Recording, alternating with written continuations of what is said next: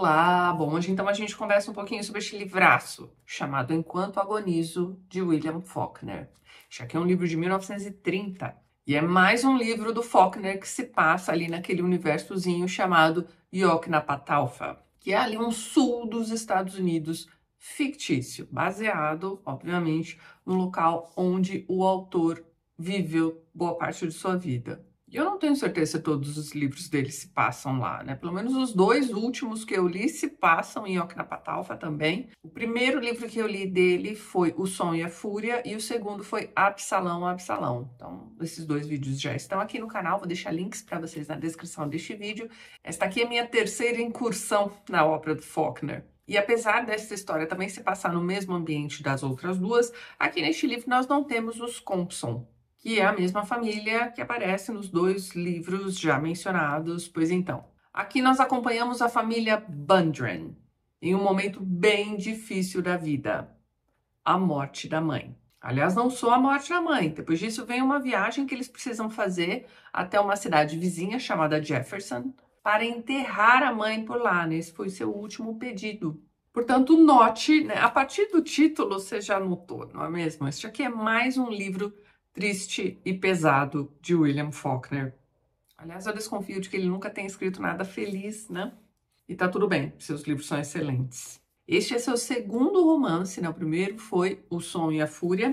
Aliás, este aqui saiu em 1930, Som e a Fúria saiu um ano antes. E o autor teria dito que ele escreveu este livro aqui em apenas 6 semanas. E olha só, ele escreveu isto aqui durante o tempo livre que ele tinha, numa época em que ele fazia serviço braçal em uma usina. Ele trabalhava 12 horas direto por dia. E teve tempo para escrever este livro em 6 semanas. E você aí reclamando que não tem tempo para ler, hein? Bem, o autor disse também que não revisou o livro, escreveu em 6 semanas, mandou para o editor e é isso aí.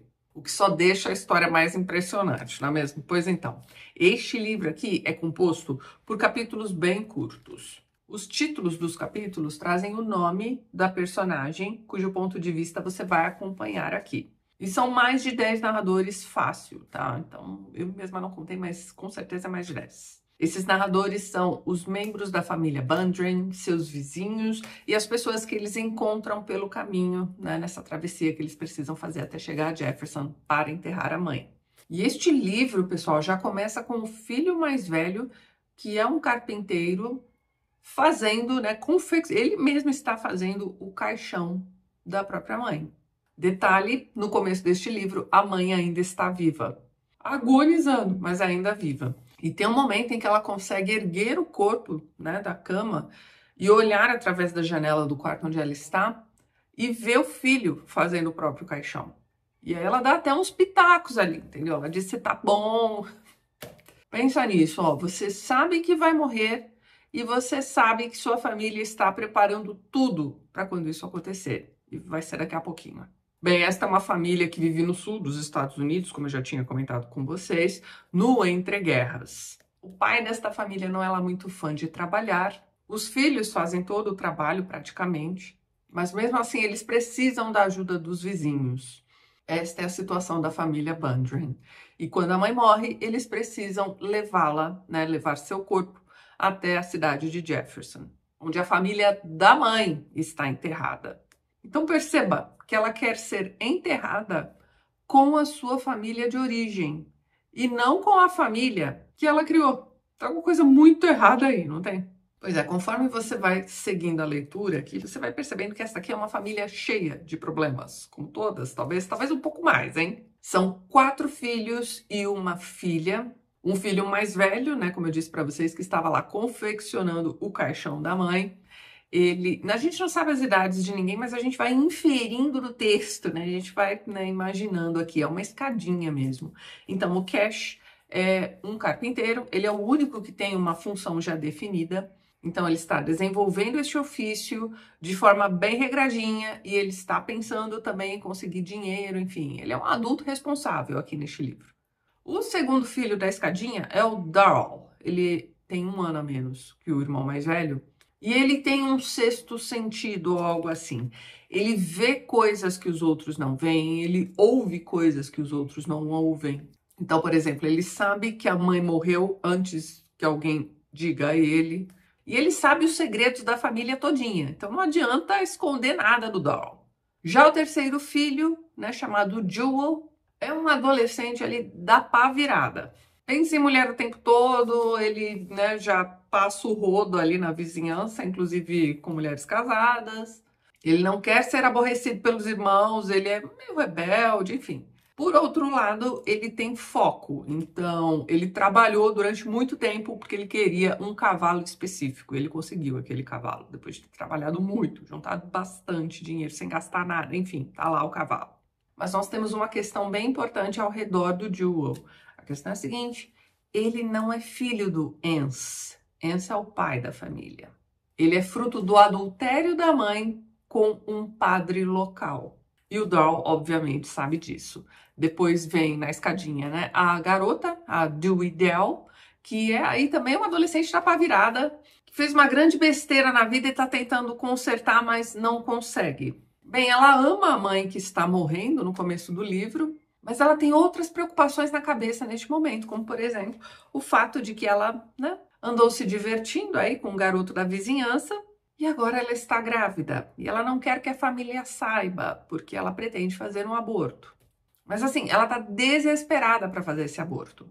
Então, num dado momento ali da travessia, ela para em uma farmácia e explica, né, do que é que ela precisa. E aí você tem um balconista que meio que vai se fingir de farmacêutico ou médico muito entendido ali, enfim. Depois de ouvir ali tudo da garota, ele oferece um remédio, entre muitas aspas, para a menina, que é muito caro, é tipo, sei lá, $10. E naquela época, $10 era muito dinheiro, principalmente para uma família que vivia em situação periclitante como eles. Então ela não pode pagar, mas ele tem um jeitinho de fazer essa menina pagar, né? Porque durante a conversa, ele vai fazendo perguntas como: quantos anos você tem?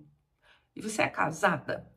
E ela tá numa situação vulnerável ali, ela tá respondendo tudo direitinho, e aí esse cara percebe que ele pode abusar da ingenuidade, entre muitas aspas, dessa garota. Portanto, ele vai cobrar este preço, que você já entendeu, né? Ela vai ceder, porque afinal de contas ela precisa muito daquele remédio. Será que este balconista lhe deu o remédio, entre aspas, certo? Fica a dúvida aí para você. E para variar, o Daryl sabe de tudo isso. A irmã passa a viagem todinha se preocupando com esse irmão dela, que é um garoto esquisito, sabe-se lá como, né? Ele sabe o segredo dela. Bem, volto a lembrá-los de que a mãe já está morta e é preciso levá-la para Jefferson. E vai dar tudo errado nessa viagem, né? Ela deveria durar, sei lá, um dia no máximo, mas vai levar muito mais do que isso. Eles vão levar 9 dias para completar esta missão, né? Vá prestando atenção aí nestes detalhes. O pai quer ir para Jefferson não só para cumprir, né, a promessa que ele fez para a esposa antes de morrer, de enterrá-la lá com sua família, mas também porque ele precisa comprar uma dentadura. E ele realmente acha que a viagem vai durar um dia e que ela vai custar ali os $3 que os garotos da família conseguem no começo da história, né, vendendo bolos. E na noite anterior ao início da viagem, começa uma tempestade terrível. Então nós temos essa tempestade que vai deixar as pontes que eles precisam atravessar meio combalidas, digamos assim. Então, num dado momento, eles veem uma ponte ali que parece que ainda está segura, eles vão tentar atravessar por ali, mas é óbvio que não vai dar certo. Então, nós temos um momento em que a família e as mulas que eles estão usando para fazer essa viagem quase se afogando na tentativa dessa travessia. Então, na verdade, as mulas se afogam. Mas nisso de tentar salvar pelo menos o carro que está sendo puxado pelas mulas, o caixão da mãe e tudo mais, enfim, no desespero, o Cash, que é aquele irmão mais velho, né, o carpinteiro, vai quebrar uma perna. Agora você precisa imaginar uma perna quebrada no início do século XX e esta perna quebrada não será tratada. Por falta de recursos mesmo, enfim. Esse rapaz vai continuar a viagem com sua família, veja bem, ele está com a perna quebrada. Para continuar a viagem, eles precisam de mulas novas. Então, lá se vai o dinheiro da dentadura do pai, lá se vai também o cavalo do Jewel, né, que ele trabalhou tanto para conseguir. Enfim, esse cavalo vai ser negociado, o dinheiro vai ser usado também. Então, tudo bem, tá tudo acertado para continuar a travessia. Só que, olha só, pense aí em um caixão que caiu num rio com um corpo lá dentro. Esta viagem, né, essa história toda está se passando aqui no verão.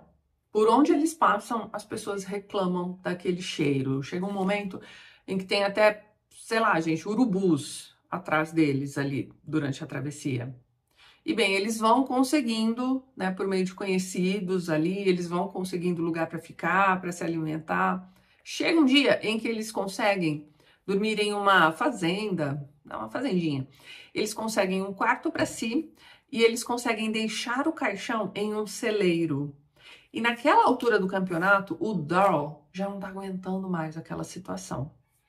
Tem um momento em que ele meio que ouve a mãe falando com ele através do caixão. A gente não tem aqui exatamente o que é que ele ouve desta mãe, mas ele precisa fazer alguma coisa a partir deste momento. Então, enquanto tá todo mundo dormindo, ele vai até este celeiro e bota fogo lá, com o caixão da mãe dentro. Só que assim, aquele celeiro não estava exatamente vazio.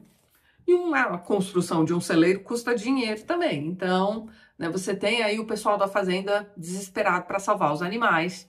Eles também conseguem resgatar o caixão da senhora Bundren. Então, assim, meio que não dá certo. Além do prejuízo que ele causa. E aí, depois de muita conversa, tanto com as pessoas que perderam seu celeiro deste jeito, quanto com a família que sabe, né, que o garoto tem problemas, eles vão colocar a culpa dele ter tomado essa decisão de colocar fogo no celeiro, né, nessas vozes que ele ouve, nessas coisas que ele vê. Então é decidido que este garoto será internado em um manicômio. E isso vai acontecer durante a viagem mesmo. Então, assim, pense no alívio da irmã dele. Ele era o único que sabia de seu segredo, hein? Então. E bem, eles finalmente chegam ao seu destino, conseguem enterrar a mãe, né? Cavam lá a sepultura dela, conseguem enterrá-la tudo direitinho. E agora eles podem voltar para casa, certo? Então, Não sem que antes o próprio pai roube o dinheiro que sobrou ali de seus filhos para cortar cabelo, fazer a barba, comprar roupas novas e a dentadura. E ele volta para junto dos filhos naquela mesma noite, trazendo uma nova esposa. O livro termina assim mesmo, gente, olha só. Ele apresenta os filhos, né? Menos o Doll, que está internado. Então, olha lá, é Cash, Jewel e Vardaman. Vardaman é o filho pequenininho, né? O filho caçula. E Duidel, o pai diz meio envergonhado e orgulhoso também, com seus dentes e tudo, mesmo que não olhasse para nós. E aí ele diz, ó, esta é a Mrs. Bundren. Pronto, acabou o livro aí. Então é isso, o livro termina com aquela mãe sendo enterrada, né? Assunto encerrado. A mãe foi enterrada e substituída. O curioso aqui neste livro, conforme você vai seguindo a leitura, né, e acompanhando os diferentes narradores e tudo mais, é que você vai chegar ali à página 142 e encontrar um capítulo escrito, né, do ponto de vista da Eddie. Eddie Bundren é a mãe da família que acabou de morrer. Ué, mas ela não morreu? Como é que ela está aí escrevendo, né, um capítulo do seu ponto de vista? Bem, aqui, né, você vai ler a história da Eddie sendo contada por ela mesma. Então ela vai contar sobre o seu casamento infeliz, sobre como ela não queria casar com aquele cara de jeito nenhum, sobre sua indiscrição com aquele padre e o nascimento de Jewel, né, seu filho preferido, fruto desse relacionamento extraconjugal, não é mesmo? Pois então. Então olha só, este aqui é um livro sobre perda. Não só a perda da mãe, que se prolonga por 9 dias, né, até que ela seja finalmente enterrada. Com exceção do pai, todos os outros membros da família perdem alguma coisa de muito importante ao longo desta história. Então, nós temos o Doll, que vai perder sua sanidade, sua liberdade, mas pelo menos ele se livra dessa família. Você tem o Cash, que vai, né, quebrar a perna aí no meio do caminho. E aí, eles vão ter a brilhante ideia de engessar esta perna. Até aí tudo bem, né? Só que eles não têm gesso. O que é que eles têm? Cimento. Esta é uma ideia brilhante que surge do pai ali, aí meio que não tem o que fazer, eles vão acimentar a perna do irmão, que acabou de quebrar. Bom, tem um momento em que eles finalmente voltam a ver ali o médico que tentou cuidar da mãe, enfim. Esse médico vai olhar para aquela perna quebrada e acimentada e vai dizer, cara, o que foi que vocês fizeram? para tirar aquilo ali, a chance dele perder substância, sabe? Ele vai perder, sei lá, pele, para dizer o mínimo. Ele vai ficar com a perna em carne viva para retirar aquele cimento que eles botaram ali para imobilizar aquela perna. E não vai dar certo, né? Depois disso, ele ainda vai mancar para o resto da vida. Você tem o Joel, que perde o cavalo, né? E não é simplesmente o cavalo que ele perdeu para poder comprar as mulas e levar a mãe ali. Não é só isso. Tem toda aquela questão de que ele trabalhou durante tanto tempo para um propósito. E ele conseguiu. E aquilo não durou nada, que agora este cavalo já não existe mais. Você tem a menina, né, a Dewey Dell, que perde sua inocência, digamos assim. Tudo bem que ela já tinha perdido a inocência antes, mas a questão é que durante aquela negociação na farmácia e o preço que ela precisa pagar por um remédio que não funcionou, isso no mínimo acrescentou um outro nível à perda de inocência dessa garota. Você tem também o filho caçula, que é o único que perde a mãe, né? Os demais eram bem mais velhos do que ele, conviveram bastante com aquela mãe. Ele não, ele vai crescer sem a mãe. Ele é pequeno, ele tem, sei lá, 5, 6 anos. Tem um momento bem bonito aqui em que ele está observando um peixe que foi pescado, acho que ele ajudou na pescaria também, enfim. E aí aquele peixe está morto, aí logo depois ele ouve a notícia da morte da mãe e aí ele chega à conclusão, isso é um capítulo. É um capítulo de uma linha, eu acho que eu não anotei este capítulo. Aqui, achei, página 72. É o menino, né? Um capítulo do menino. E ele vai dizer só isso aqui, ó. Minha mãe é um peixe. E logo depois você tem aquela imagem da inundação e do caixão com a mãe sendo resgatado do rio ali também. Então você fica com essa imagem aí da minha mãe é um peixe. Então é isso, você tem esse garotinho que vai crescer sem a mãe. Já o pai tá ótimo. Ele tem dentes novos, ele tem roupas novas, ele tem uma esposa nova. Como a coisa foi muito rápida, a gente entende que ele já conhecia aquela mulher. O que mais? Os filhos vão continuar trabalhando por ele. Ele conseguiu cumprir a sua missão, né, entre aspas, né, de enterrar a esposa, né? Então ele cumpriu aquele último pedido que ela havia lhe feito. Então para ele tá tudo jóia. E até mesmo nessa questão do enterramento da mãe, você vê que o pai tá lá fazendo corpo mole, olha, tanta coisa que eles precisavam levar, né? Ele não levou uma enxada, não levou uma pá para poder cavar a sepultura da esposa. Ele meio que deixa tudo nas mãos dos outros. É um personagem. Você começa a ler este livro aqui, você pensa, não, ele tá sofrendo, né? Porque a esposa morreu e tudo. Mas aí você vai acompanhando, você vai observando ali. E quando você chega àquele capítulo narrado por ela, não tem mais jeito, né? Você entende que aquele era um casamento que não estava funcionando para ninguém, não é mesmo? Bem, acho que faltou comentar com vocês também o título do livro, né? Enquanto Agonizo. Os 2 livros anteriores que eu li do Faulkner também têm títulos muito bonitos, né? Som e a Fúria é tirada de uma peça do Shakespeare. Você tem Absalão, que é retirado lá do Antigo Testamento. Já o Enquanto Agonizo é retirado da Odisseia. Então existe um momento em que Odisseu, em sua travessia para voltar para casa, vai precisar passar pelo submundo. E lá, dentre outros, ele vai encontrar Agamenon.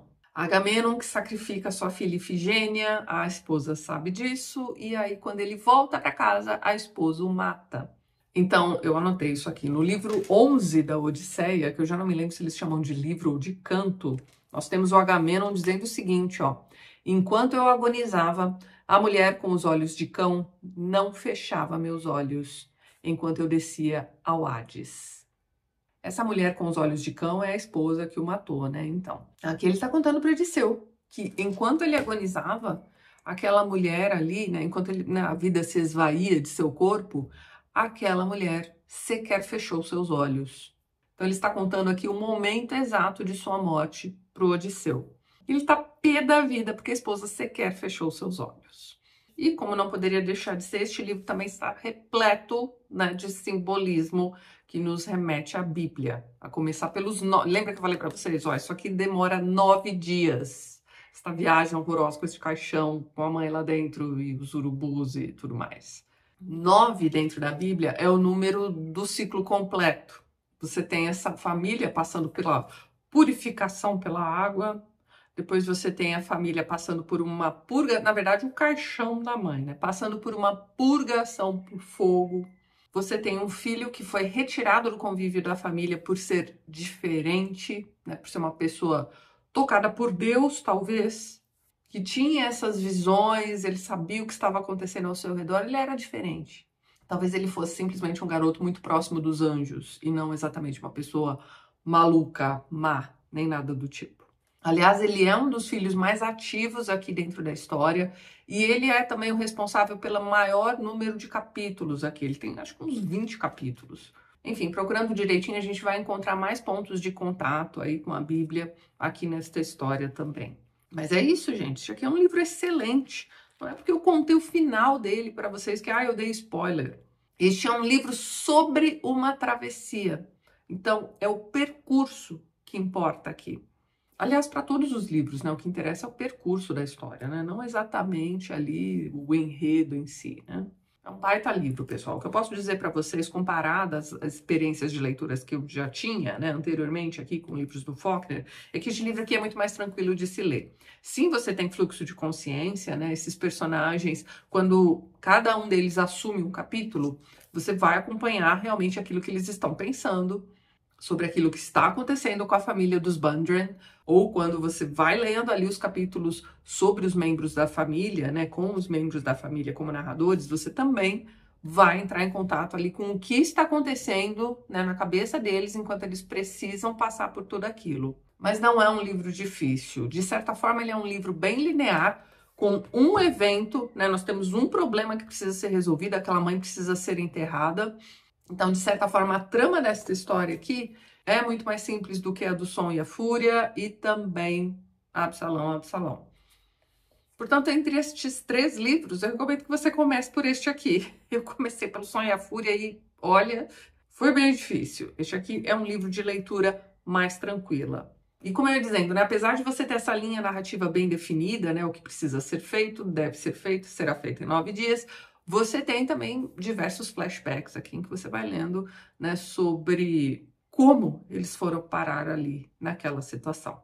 Então é um livro bem redondo, muito bom, uma das melhores leituras que eu fiz este ano, com certeza. Então fica a dica aqui para vocês. Eu vou deixar link na descrição para onde você pode encontrar este livro. Lembre-se sempre de que ao adquirir quaisquer itens a partir dos links que eu deixo na descrição deste vídeo, você está ajudando o canal. Então já deixo aqui meu muito obrigado.